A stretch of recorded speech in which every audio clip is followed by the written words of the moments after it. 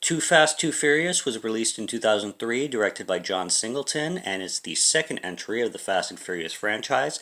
Definitely feels like a John Singleton film with its style and cinematography and everything he usually brings to cinema. Now, as far as the film goes, it definitely feels like a little bit inferior from the first film in some ways, especially with the car chases and the action scenes.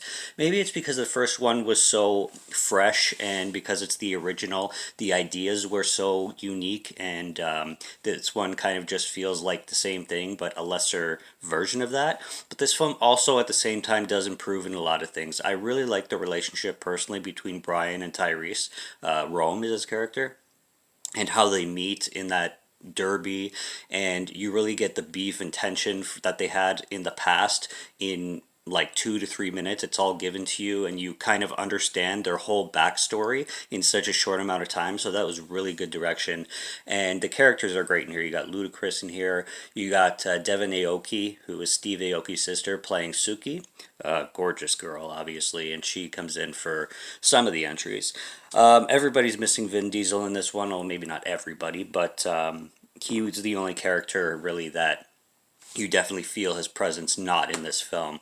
But Tyrese and Paul Walker really, they have that almost like a buddy cop feel, but they're not cops technically. So he's just basically arrested by the FBI, for anybody who hasn't seen it yet, and he's given like a corrupt cop kind of mission to take down this drug dealer by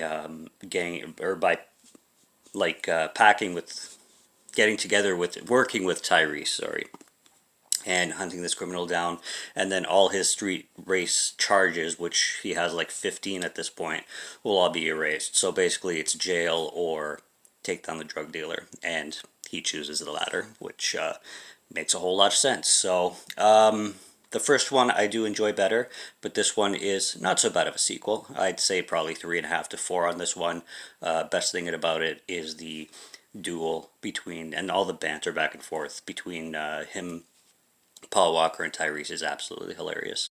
Oh, and who can forget that wicked tool that the FBI uses to completely shut down a car? I don't even know what it's called, but it's that hook that's basically launched and grabs onto the car and then basically just shuts it down completely, where they use it at the beginning of the film to arrest Paul Walker, and then they use it again during a Paul Walker chase where Paul Walker is actually hanging out the window.